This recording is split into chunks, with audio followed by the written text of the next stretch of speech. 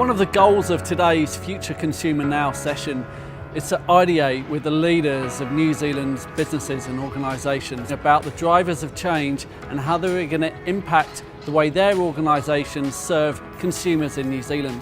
A lot of different trends that have been presented. I mean, I think there was 150 different drivers of change that were presented, and I think it's scary, it's daunting, but it's also an exciting opportunity for businesses to adapt to this. Different ways of thinking, fresh ways of thinking, some slightly different models to the ones I've worked with before, being able to share experiences, but also being prompt and provoked to really look a long way into the future, not just the 1, 2, 3 years that we do in business planning. Yeah, it's been interesting today digging into more the applied side and how can we actually convert that data into real customer value, and I think that in turn will help build that trust. Well, I sort of look at technology, data and then experience overall and how all three need to work together to provide things like more curated journeys and more personalised journeys, and all that's enabled by technology.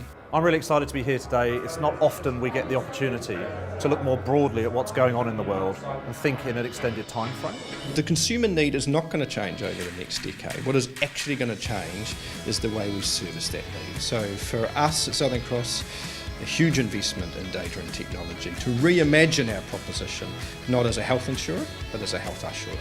A lot is changing in the world in terms of consumers and technology, and so we want to understand what that means for us as big players in industry in New Zealand. There's been a lot of really great themes come out.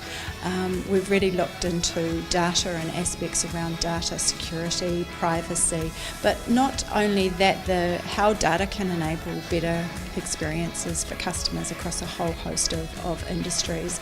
As we think about the future and as businesses start planning for the future, we have to make several assumptions. But unfortunately, due to changing consumer preferences, many of those assumptions that we've trusted for years are fast becoming irrelevant. So the question we're asking today in New Zealand is, how do you prepare for the future consumer and shift your thinking from today to be relevant for tomorrow?